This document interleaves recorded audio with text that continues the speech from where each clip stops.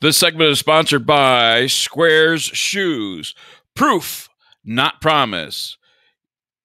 Visit squares.com or getsquares.com for more information about Squares Shoes.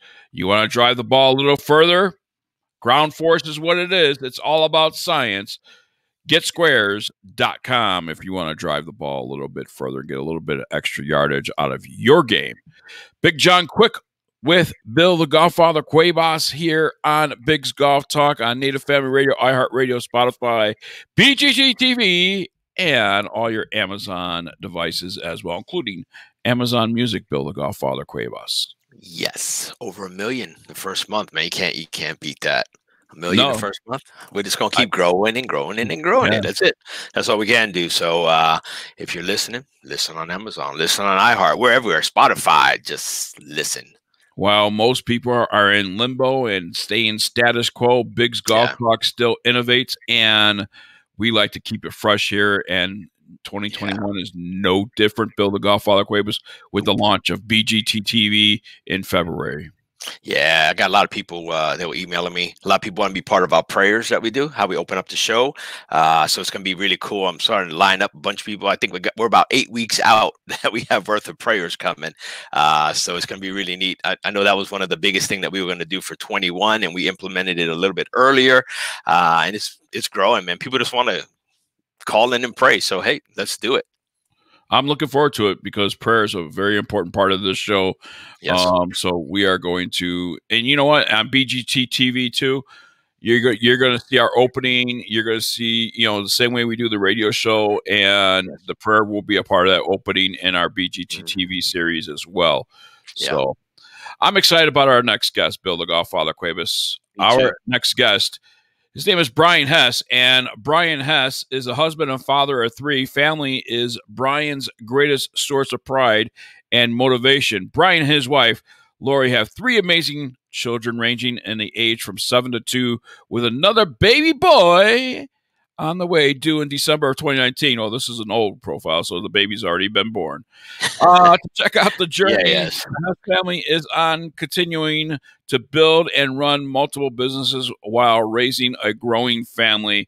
And you can follow Brian on social media at RealBrianHess.com, Real Brian Hess on Facebook and all that stuff. So he also has a new podcast, and the podcast is The Perspective in the Morning. And you can check out Brian's website at RealBrianHess.com. And let's welcome Mr. Brian Hess into the program right now. Brian, welcome into Big Golf Talk. Man, that's a heck of an introduction there, man. I appreciate that, brother. Yeah, just tell your PR people when they send me your bio to take out the 2019 part and let me know the baby's been born already. See, that's the problem, John. I got to get PR people first. That's the problem. So, Brian, first off, tell us about the podcast you host in the mornings. Yeah, so the podcast, you can find it on the podcast platforms as the Perspective Podcast, but I do it live on Facebook in the morning, and we call it Morning Perspective. I started that last July, and we're about 273 episodes in, I believe, something like that. And literally Monday through Friday, 7:30 a.m. Eastern, I get on there and I talk about, some sort of perspective, life in general, and how to live the most fulfilled life that you possibly can, how to be wealthy, not just, not from the financial aspect, but just from every aspect of your life, just living a full, wealthy life, and feeling, like you can't wait to wake up every day and go get after it. And that's what we talk about. So we just try to start people's mornings off on the right foot. I'm a believer, man, in morning routine and, starting people's days off right and starting my own day off right with some rhythm and filling your mind and your spirit with the right things. And so that's what we try to do from 7:30 to, it's usually 20 to 30 minutes, depending on how long I jibber jabber in the mornings. And that's what we try to do, man. Start people off on the right foot. One of the things that take me at night is my thought process, when I'm about to go to sleep and what I'm about to do the next day. And that's hard to do sometimes, when you have successful things going on, you think about your next day as you're laying there in bed. Okay, this is what I'm going to do at 7 a.m. This is what I'm going to do at 8 a.m. This is what I'm going to do at 10 a.m. Do you find that pretty common? Yeah, I think organization is a big thing for me. Being intentional and living a proactive life is a big deal. It's something that I struggled with, John, for a long time. And I feel like the busier you are, the more important that it is for you to live that way, right? And so I learned that. I tell people this all the time, but much of what I learn is by accident, not necessarily always, looking for the solutions to problems, but problems arising and being forced to kind of to fix them, right?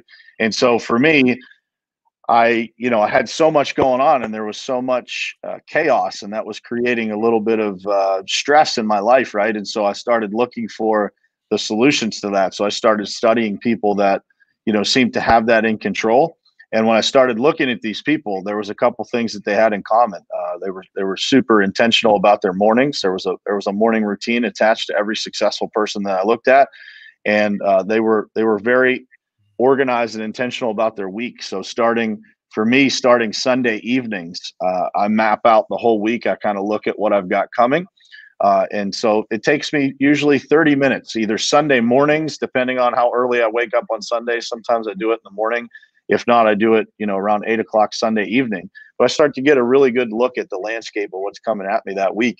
And to your point, it doesn't always work out the way that you plan it, but at least you have a plan that when chaos happens, you have the ability to kind of go back to that plan.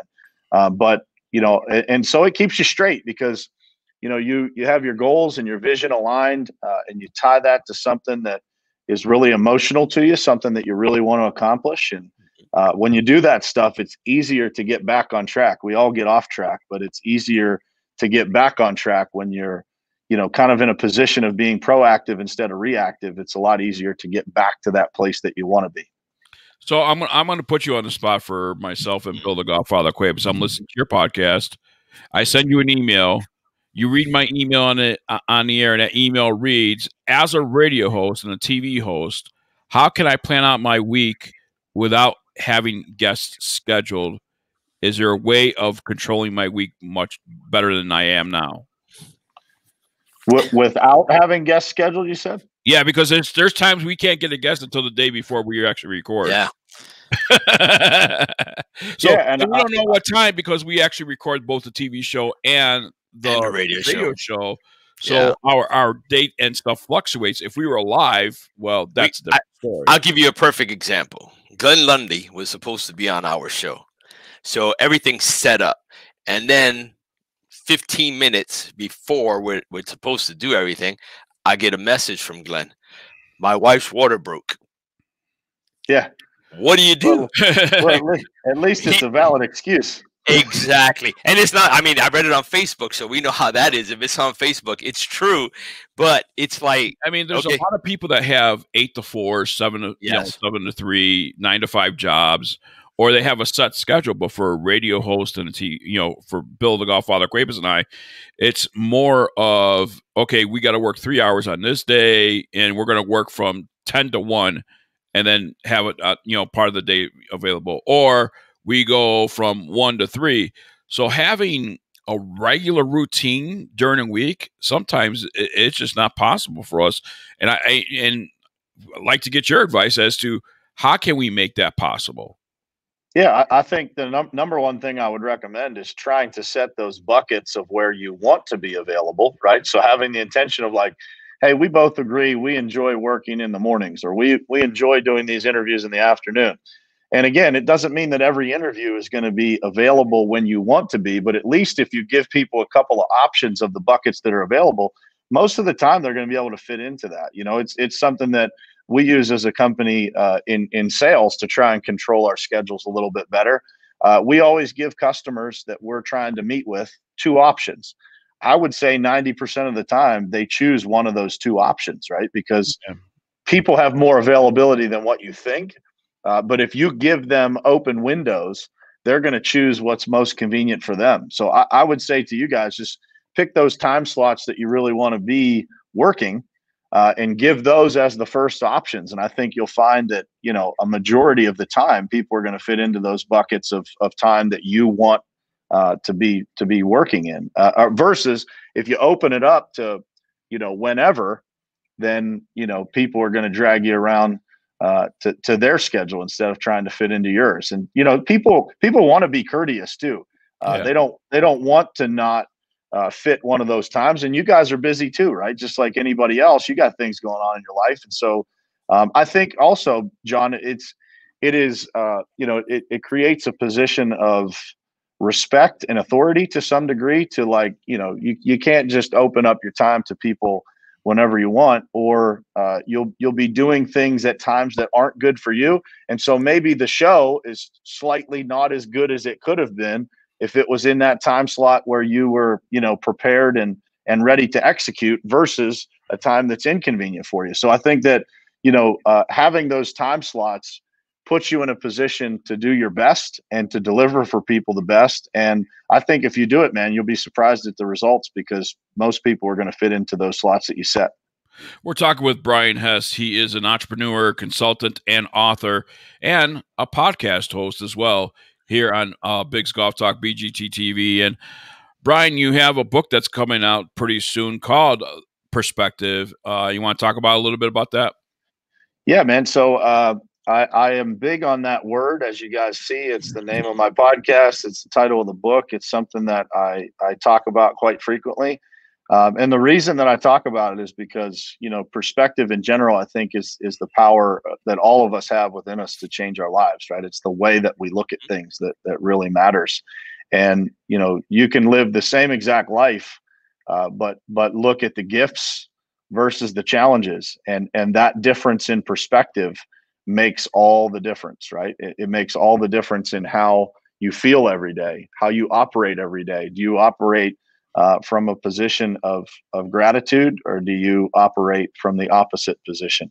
And so the Perspective book is just, chapter after chapter of, different things that different titles that I came up with to kind of explain to people some of the things in my life that have changed the way that I operate every day. And so when I got that power of perspective down pat in my life, man, it really changed everything. The way that I wake up, the way that I feel, the way that I communicate with other people, it changed so much. And so that book was kind of a necessity for me to write, to get those things that were on my mind and in my heart down onto paper, and hopefully help some other people in the process. Right. Yeah, absolutely. And Billy, I think we should hit the button of the week. Perspective. That's it. The phrase that pays. Perspective. There you go. That's it. If they want to win this giveaway from this month, word is perspective. That's it. Gotta have this week, enter perspective to try and win it. We actually only have about a week and a half left on the giveaway. So the giveaways for this month, yeah. But the other night, I was on with Brian and a couple of his other. I mean, most people won't figure, and I'm learning that we're growing from outside of our golf industry. And a lot of people that I'm meeting are outside of it, whether it be golf related or not. And Brian's one of them. Brian is part of the Pavement Group. So they do the blacktop and all the stuff. So I'm meeting people in the groups that he's in from Clubhouse. So we're sharing Clubhouse and other social media aspects that we go to, and we're following each other, and everything's growing. And you learn from Brian. I've learned a lot of stuff. So I've taken stuff from Brian, Glenn Lundy, and everybody else, and I'm trying to make a hybrid to fit into my lifestyle of what we do.